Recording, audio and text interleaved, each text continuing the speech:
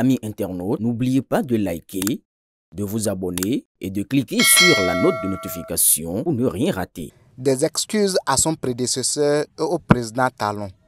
Que retenir du geste de Akpona? Je cite « Errare humanum est, perseverare diabolicum ». Fin de citation. En philosophie, la conscience règne mais ne gouverne pas. L'erreur est donc possible. Elle est humaine et ne devient un crime que lorsque le fautif s'obstine à continuer dans ce sens. Le dramaturge français Pierre Corneille ira plus loin, parlant de l'erreur chez les personnalités. Je cite « Pour grands que soient les rois, ils sont ce que nous sommes. Ils peuvent se tromper comme les autres hommes. » Fin de citation. Mais c'est en politique que c'est plus clair. Une faute avouée n'est pas à moitié pardonnée, mais totalement pardonnée. Dans sa démarche, le ministre Akpona n'a plus agi dans le but de sauver quelque chose. Il avait déjà tout perdu, son poste et le soutien de son parti politique. Mais il a quand même tenu à faire cette amende honorable. C'est un geste fort. À grande responsabilité, grand pouvoir.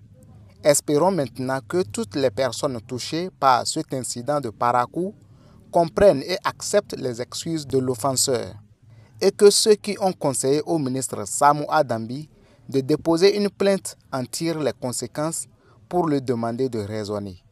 Les loups ne se mangent pas entre eux, surtout pas en politique, à la veille d'une échéance comme les grandes élections de 2026. Car les plus vicieux diront qu'en matière de gestion et d'audit, il ne faut jamais dire jamais. Nul ne peut s'en sortir devant un auditeur, même dans la gestion de son propre salaire, à plus forte raison dans la gestion d'une boutique. Il faut juste que personne n'ait intérêt à chercher à fouiller. Aussi vrai que le soleil se lève à l'est pour se coucher à l'ouest, le ministre Akpona, du haut de sa foi religieuse et de son expertise en audit, ne peut se bomber le torse et affirmer que pendant son court séjour à la tête de ce département ministériel, il a tout fait parfaitement. Non. Là encore, si l'on cherche, l'on va trouver. À un homme intelligent, peu de mots suffisent à lui faire écrire un roman. Que la sagesse habite chacun des acteurs de cette mauvaise parenthèse pour se concentrer sur l'essentiel. Les élections capitales de 2026.